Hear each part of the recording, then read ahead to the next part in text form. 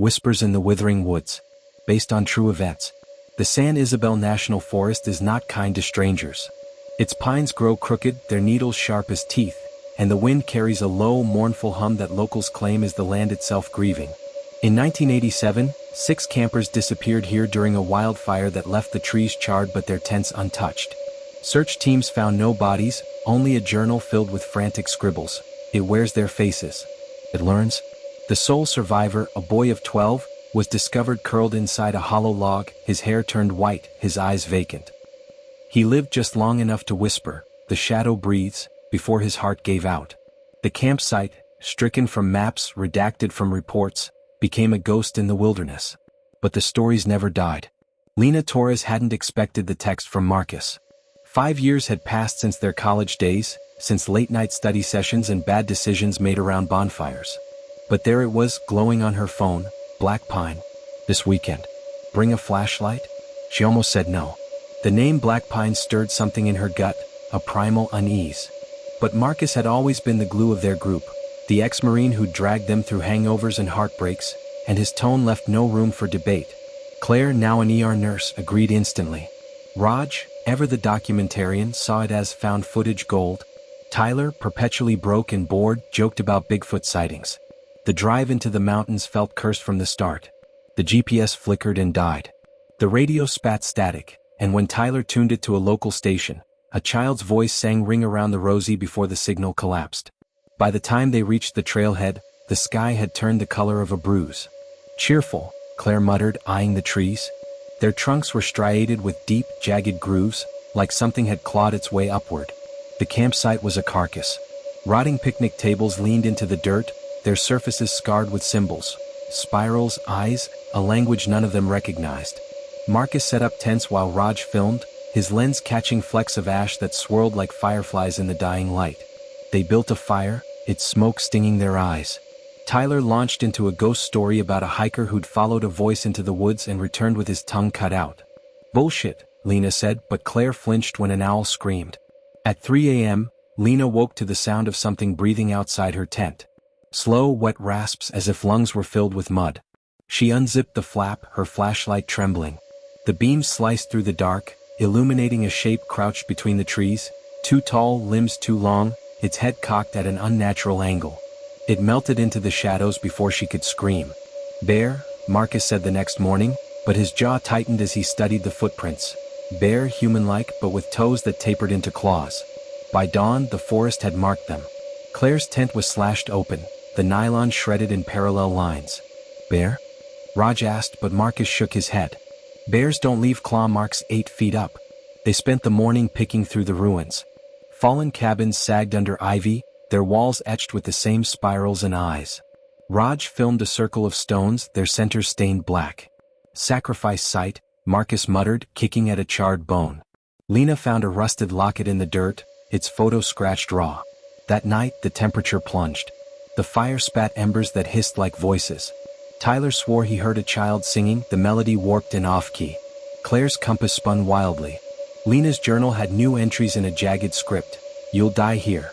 It likes your fear." Marcus found the diary buried under leaves, its pages brittle as old skin. The entries were dated August 1987. Day 3, Sarah's gone. "We heard her scream, but there's no blood. Tom says the shadow followed him. I don't sleep anymore." Day 5, the trees move at night. "It's mimicking us." It took Ben's voice. "I hear him begging, but it's not him." The final page, "It wants me to write. It wants you to find this." Claire dropped the diary as if it burned. "We need to leave. Now." Tyler vanished during dinner. One moment he was roasting marshmallows, laughing too loud. The next, his chair was empty. They searched for hours, shouting his name until their throats bled. Lena found his GoPro in a thorn bush. The footage showed Tyler laughing, then freezing. "You guys hear that?" The camera panned to the trees. A woman stood in the distance, her back turned, hair covering her face. Tyler approached. "Hello?" The woman's head rotated 180 degrees. The screen went black. Marcus found Tyler's boots near the stone circle, filled with wet leaves and teeth. Nightfall brought the hum, a subsonic drone that vibrated their bones. Claire's watch ran backward. Raj's camera captured orbs of light darting between trees. Lena's journal filled with more entries. "It's in the soil. It's in your blood. Marcus saw it first, a silhouette towering over the tents, limbs stretched like taffy, its face a hollow void. The fire snuffed out. Screams echoed, but they were all accounted for. Except Tyler. Morning gifted them Tyler's corpse, propped against a tree like a marionette. His mouth was sewn shut with twine. His pockets held pine cones and a dead moth. Claire vomited. Raj filmed anyway, zooming in on Tyler's eyes, pupils blown black, veins cracked like porcelain. Marcus insisted they leave, but the trail twisted back to camp. They walked for hours only to find Tyler's corpse waiting, now missing a hand. "We're in a loop," Claire whispered. "It's playing with us." Sanity unraveled. Claire's reflection in the creek smiled back with rotted teeth. Raj's footage showed them sleeping even as they stood awake. Marcus' knife turned to rust. They argued, accusations sharp as knives. Marcus blamed Raj for jinxing them. Claire accused Lena of planting the diary. That night, a voice called Claire's name in her mother's tone. She followed it into the dark. They found her at dawn, kneeling in the stone circle, hair matted with sap. She'd carved a spiral into her forearm. "It showed me things," she said blankly. "It's been here forever. It's hungry." Lena found the Ute legend in Tyler's bag, a story about Maitso, a shapeshifter trapped in the earth by shamans. "It feeds on fear," she read aloud. "To banish it, a life must be given willingly." Marcus volunteered. "I've got nothing left out there," he said, nodding to the woods. Claire refused. "There's another way. The diary mentioned a heartstone. It weakens it." They split up. "Bad idea." Lena and Raj found the heartstone, a slab of obsidian veined with red, handprints fossilized into its surface. The air around it pulsed. Voices whispered, "Free us." Marcus and Claire weren't so lucky. Marcus texted Lena, "It's wearing Claire's face. Don't tr," the message cut off. They found his body at the campsite, throat slit, arranged in a fetal position. Claire was gone. Raj's camera caught her final moments. A shadow melting from the trees, hands elongating into blades. Claire screamed. The footage ended. Lena and Raj returned to the heartstone. The shadow surrounded them, shifting forms, Tyler, Marcus, Claire, each begging for help. "One of us has to die," Raj said. "It's the only way." They fought. Lena knocked him unconscious, dragging him to the stone. "I'm sorry," she whispered, pressing his hand to the slab. The forest screamed. The shadow recoiled, dissolving into smoke. Lena stumbled out of the woods 3 days later, her clothes caked in mud, her hair streaked white. Search teams found no bodies. Black Pine was declared uninhabitable due to wildlife. Raj's documentary, The Shadow in the Pines, won awards. Viewers swore they saw faces in the static of the final frame. Lena wrote a book, but publishers labeled it fiction. She still wakes to the sound of humming. Camp Black Pine remains on no maps. But sometimes hikers near San Isabel hear laughter in the trees. They swear the pines bleed at midnight. And in Colorado, the Ute elders tell their children, "Never answer the voice that sounds like your mother. It's not her. It's hungry." This story is based on true events. In 2012, hikers near San Isabel National Forest reported encounters with a tall, faceless figure. One claimed it whispered their name. No evidence was found. Camp at your own risk. If you thought that was scary, wait until you hear this next story. The Hollows of Dead Man's Reach. Based on true events. The Appalachian Mountains have always kept their secrets. Deep in the folds of West Virginia's oldest ranges lies Dead Man's Reach, a stretch of wilderness so cursed that even the trees seem to lean away from it. In 1993, a group of loggers vanished there while clearing land for a failed resort. Search teams found their trucks idling, radios tuned to dead frequencies, and thermoses of coffee still warm.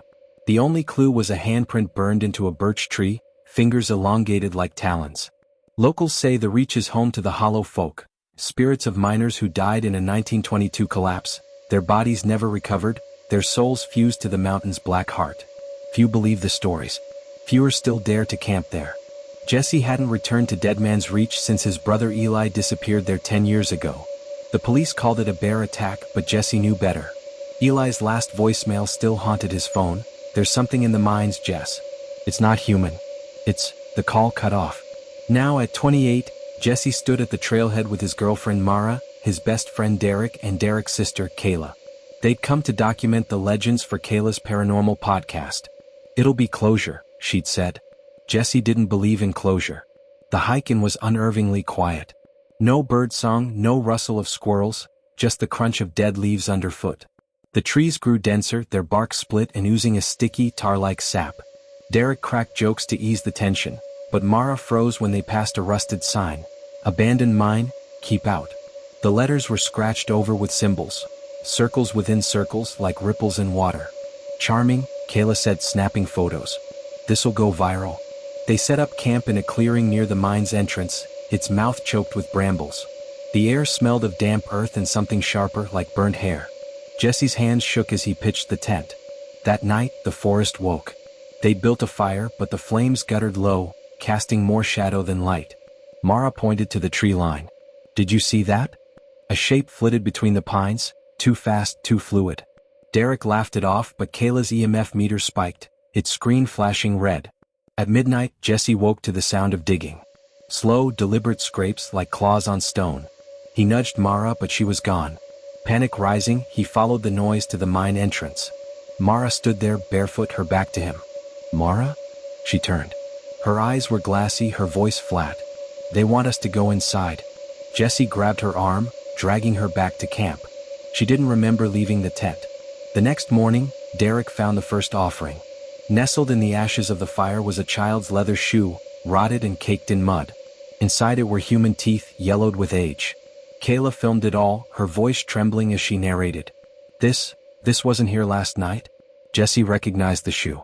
Eli had been wearing one just like it when they found his backpack a decade ago. They should have left then. But Kayla insisted on exploring the mine. It's what Eli would have wanted, she said. Jesse hated that she was right. The mine swallowed them whole. Headlamps cut through the gloom, revealing collapsed tunnels and rusted pickaxes. The walls glistened with that same black sap. Kayla's recorder captured whispers, voices overlapping, pleading in a language that slithered. Get out, get out, get out. Derek stopped short. What the hell is that? Ahead, the tunnel opened into a cavern. Dozens of wooden chairs stood in a perfect circle, each seat draped with a moth-eaten coat. At the center was a table set for a meal. Cracked plates, tarnished silverware, a roast chicken petrified to stone. It's a goddamn tea party, Derek muttered. Then the lights went out. Someone screamed. Jesse fumbled for his flashlight, but when it flickered on, Kayla was gone. Her camera lay on the ground, still recording. The footage showed a shadow detaching from the wall, its limbs jointed like a spider's and wrapping around her face. They never found Kayla. Back at camp, Derek drank himself into a stupor. Mara paced, her nails digging into her palms. We need to leave. Now. But the trail markers had vanished. The GPS showed them walking in circles. That night, the Hollow folk came visiting. Jesse woke to Mara's screams. She stood outside the tent, pointing at the trees. Dozens of figures hung from the branches, swaying gently. No, not figures. Coats. Empty coats, sleeves knotted around necks, dripping black sap. Derek stumbled out, rifle in hand, and fired. The coats dissolved into smoke, but the laughter lingered, a wet, gurgling sound. By dawn, Derek was gone too. His sleeping bag was filled with coal dust, his boots nailed to a tree. Jesse and Mara tried to burn the mine. They doused the entrance with gasoline, lit a match, and ran. The explosion shook the mountain, flames roaring like a beast unchained.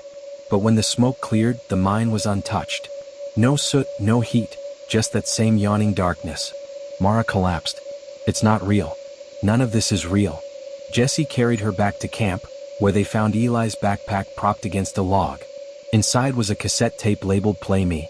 The recording was Eli's voice, frantic. Jess, if you're hearing this, I'm already dead. It's not a ghost, it's the mountain. It's alive. It wears people, Jess. It wears them and it becomes them. You have to. A wet crunch cut him off. Then Mara's voice, sweet and wrong. You shouldn't have come back, Jesse. He turned. Mara stood behind him, her smile stretching too wide, her eyes pools of black. Jesse ran. He doesn't remember how he escaped Dead Man's Reach, only that he woke up on the side of Highway 33, his clothes torn, his throat raw from screaming. The police found no camp, no mine, no bodies. They blamed his story on trauma, on guilt over Eli's death. But Jesse knows the truth. He sees it in his dreams, the hollow folk, their coats billowing like wings. He hears it in Mara's voice, calling from his phone in the dead of night. Come back, Jesse. We're still hungry. Dead Man's Reach is still on the maps. The resort was never built. And in West Virginia, hikers whisper about a figure in the trees. A woman in a tattered coat, her face shifting, her laughter echoing through the hollows. This story is based on the unsolved disappearances in the Appalachian region between 1922 and 2015. Names and locations have been altered to protect survivors. Afterward, if you ever hear your name in the woods, don't answer. It's not an echo. Brace yourself because the next story is even more disturbing. The vanishing. In October 1987, 6 hikers vanished in New York's Adirondack Park during a routine camping trip. Search teams found their tents slashed from the inside, diaries scrawled with unhinged rants about eyes in the trees, and a single boot filled with blood-iced moss. No bodies were recovered. The case was closed, attributed to animal predation, but locals still trade stories about what truly stalks the Black Pines. The forest welcomed them with false serenity. Jake, a seasoned outdoorsman, had chosen the Black Pines for its rugged beauty, insisting that haunted rumors were just clickbait. His sister, Leah, a pragmatic nurse, agreed, until the GPS died at the trailhead. Their friends, Marco and Priya, laughed it off, but silence pooled thicker than the fog as they trekked deeper. By dusk, they reached Lake Hollow, its waters glassy and still. As Jake pitched tents, Priya snapped photos of the pines, their trunks clawed with odd symbols, spirals scored into bark too precise for animals. Probably some TikTok trend, Marco joked, but his smile faltered when Leah pointed out the symbols glowed faintly in the fading light. Darkness fell fast. The campfire spat embers, casting long shadows. Dinner was tense.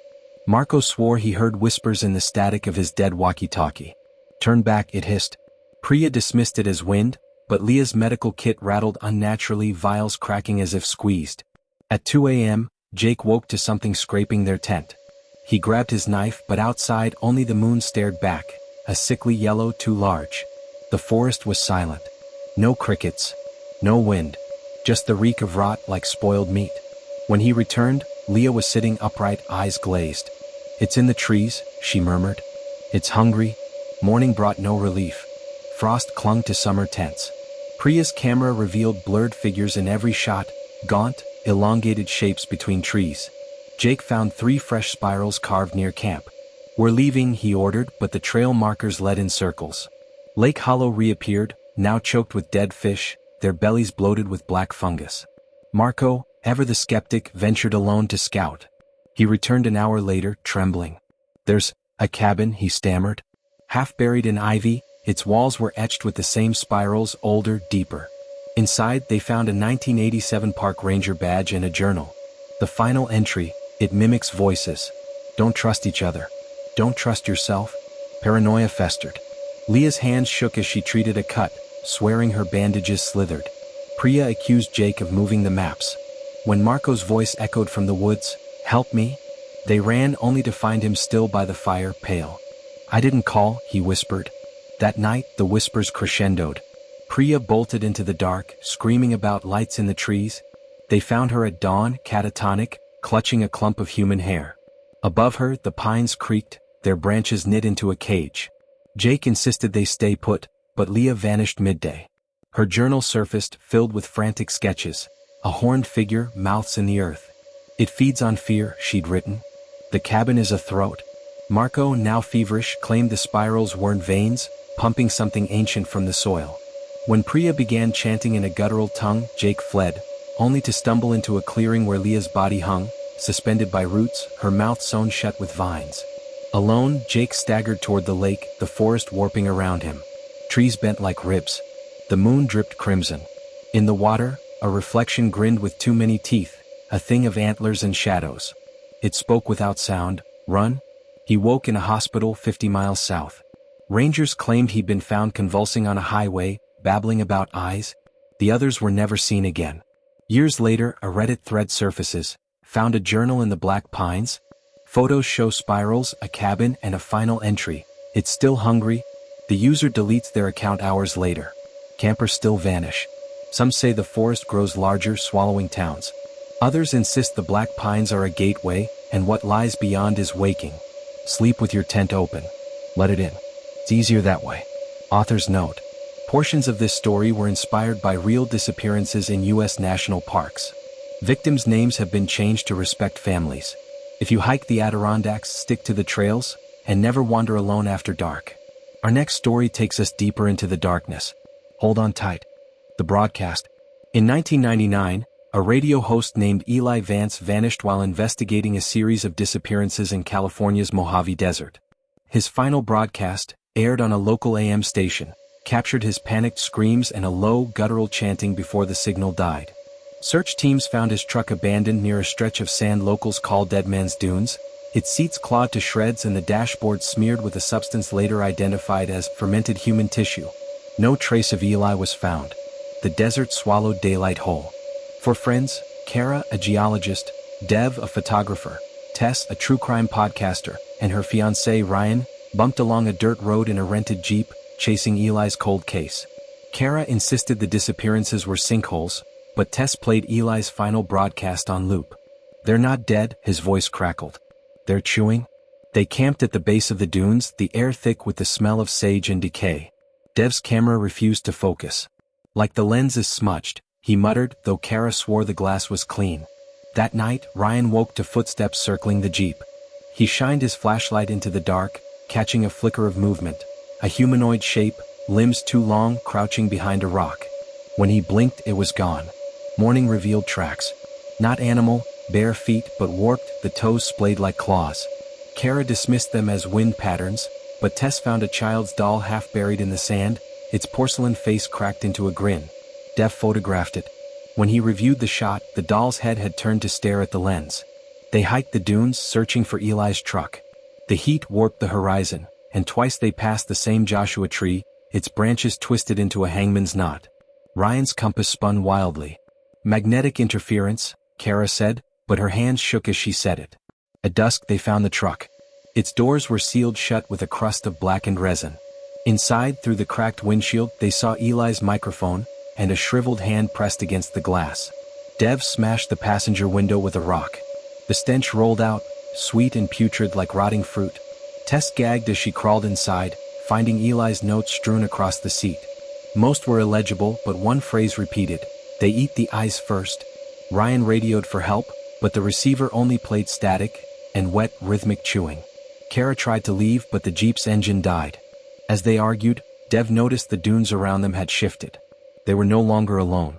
Figures stood silhouetted on the ridges, motionless, their heads cocked at unnatural angles. "Mirage," Kara whispered. Then one raised an arm, its elbow bending backward. They barricaded themselves in the truck. Tess played Eli's broadcast again, amplifying it through the Jeep's speakers. This time, beneath the static, they heard words, "Come out. We'll make it quick." Dev's camera battery drained in minutes. The last photo showed Tess asleep in the truck, her face pixelated except for her eyes, pupils blown black, veins ruptured. When confronted, she screamed, "I didn't take that. I wasn't asleep." At midnight, the figures descended. Ryan glimpsed them through the resin-streaked windows.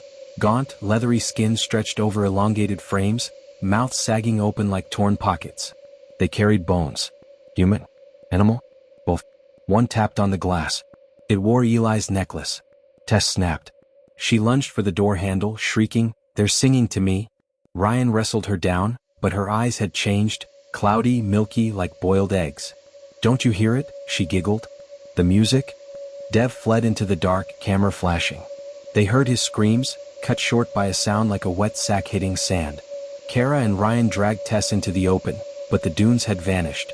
Instead, they stood in a stone labyrinth, walls etched with stick figure murals, humans on spits, feasted on by shadow giants. A voice echoed, neither male nor female, "Hungry, so long?" Ryan woke alone. The labyrinth was gone. Tess lay beside him, her eyelids stitched shut with thorns. Her mouth moved, "They're inside me. They're learning." He stumbled toward a distant light, a campfire surrounded by figures. Closer he saw their faces, Kara, Dev, Tess and Eli, their bodies fused with the creature's, skin mottled like desert rock. They offered him a clay bowl filled with oily liquid. "Drink," they croaked. "Join the feast." When rangers found Ryan 3 days later, he was digging a hole in the sand with his bare hands, chanting in a language linguists later traced to a dead Mojave dialect. He attacked his rescuers, clawing at their eyes. Ryan now resides in a high-security psychiatric facility. He spends hours whispering to the walls. Occasionally he'll scream, "They're in the sand. They're in the sand." In 2023, a hiker live-streamed themselves exploring Dead Man's Dunes. The video cut out as they approached a familiar Joshua tree. When recovered, the phone's storage contained 47 identical thumbnails. The hiker, smiling, their eyes replaced with black voids. The desert is patient. It chews. It waits. Author's note. This story draws from documented accounts of Mojave Desert disappearances and indigenous Paiute legends of the Nuwa, spirits said to mimic human voices to lure travelers into the dunes. While known creatures have been proven to exist, over 2,000 people vanish in U.S. deserts yearly, many never found. And now, onto a tale that's as eerie as it is unforgettable. The Silent Expedition. In 1972, a team of biologists studying wetland ecosystems disappeared in Louisiana's Atchafalaya Basin. Search parties discovered their boat capsized near a nameless island, its hull gouged with deep, parallel scratches. Inside, they found waterlogged journals describing unnatural tides and voices under the mud. The final entry read, "It knows we're here. It's pulling us down." The case was buried by local authorities, but fishermen still avoid the area, calling it La Gorge, the throat. Rain fell in sheets as 4 college friends, Nia, Wes, Ren, and Cody, paddled into the bayou. Nia, a biology major, had chosen the site for her thesis on invasive species. "Nothing but gators and mosquitoes," Wes joked, but the joke died when their GPS flickered and died. The water thickened, oily and warm, as if the swamp were sweating. They set up camp on a moss-choked island. Ren, ever the skeptic, scoffed at Cody's tales of the Rougarou. "Werewolf crap," he said, until dusk fell and the air buzzed with a sound like wet fingers on glass. Nia found dead frogs littering the shore, their bodies bloated, eyes missing. Night brought no stars. The group huddled under a tarp as rain drummed the canvas. Wes swore he saw shapes gliding beneath the water, too large for fish, too sinuous for gators. At 3 a.m., Cody woke to something bumping their canoe. He shined his flashlight and froze. A human face stared up from the murk, skin bleached white, mouth sewn shut with fishing line. It sank before he could scream. Morning confirmed the horror. Their supplies were gone. So was the canoe. The waterline had risen overnight, swallowing the shore. "Tides don't work like that here," Nia whispered. They waded inland, legs burning against the current. Cypress trees loomed, their trunks scarred with symbols. Crude stick figures drowning, mouths agape. Ren found a rusted knife lodged in one trunk, its blade etched with Le Gorge. "Someone's messing with us," he said, but his voice wavered. Nia spotted movement in the canopy, a figure perched high above, limbs jointed like a spider's. It dropped, splashing into the water. When they reached the spot, only a child's raincoat floated there, riddled with holes. That night the rain stopped. The silence was worse. Hunger gnawed at them. Wes caught a fish, its flesh rancid and studded with teeth. Ren refused to eat. "Listen," he hissed. Voices hummed beneath the swamp's surface, harmonizing in a language that made their ears bleed. Nia recorded it on her phone. Played backward, the audio hissed, "Don't let it taste your fear." Cody cracked. He waded into the water, screaming, "Show yourself." Something yanked him under. They heard his laughter bubble up, then a wet pop. When he resurfaced, his eyes were hollow sockets, filled with leeches. Nia and Wes carried Ren, now feverish and muttering about teeth in the trees. They stumbled upon a shack on stilts, its walls papered with missing persons posters, some decades old. Inside, jars of murky liquid held floating organs. A ham radio crackled to life. "Help us," it pleaded in Cody's voice. Ren lunged for the door, but the floorboards erupted. Gnarled roots coiled around his ankles, dragging him screaming into the muck. Wes tried to pull him free, but the roots were everywhere now, squirming, alive. Dawn never came. The water turned black, viscous as tar. Nia and Wes clung to each other in the shack, listening to things slither up the walls. The radio blared, "Feed the throat or become it." Wes sacrificed himself. He stepped outside shouting, "Take me?" The swamp answered, a guttural roar followed by a sound like 1,000 jaws snapping. Nia hid, pressing her face into the rot-soft wood. She felt the shack breathe. Rescuers found her 3 days later, 20 miles downstream, clinging to a log. She couldn't speak, just scratched at her throat until it bled. Doctors found swamp reeds rooted in her lungs. Nia now lives in a Baton Rouge asylum. She paints the same scene endlessly, a colossal mouth opening in the bayou lined with cypress teeth swallowing the sky. In 2020, a viral video showed kayakers near La Gorge. The footage cuts as one screams, "Something's got my..." The final frame shows a hand bursting from the water, skin peeled back, gripping the camera. Authorities dismissed it as a hoax.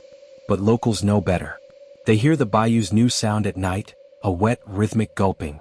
Don't go into the water. Don't go near the water. Don't even think about the water. Author's note. This story incorporates Louisiana folklore about the rougarou and documented cases of swamp psychosis, a phenomenon where travelers experience shared hallucinations in wetland regions. Over 300 people have vanished in the Atchafalaya Basin since 1950. Some blame quicksand. Others blame what lies beneath it. Sleep with the lights on. And if it rains, stay inside. Thank you for watching. If you enjoyed this video, don't forget to like, share, and subscribe to the channel. Your support helps us bring you more thrilling stories. And hit the bell icon to never miss an update.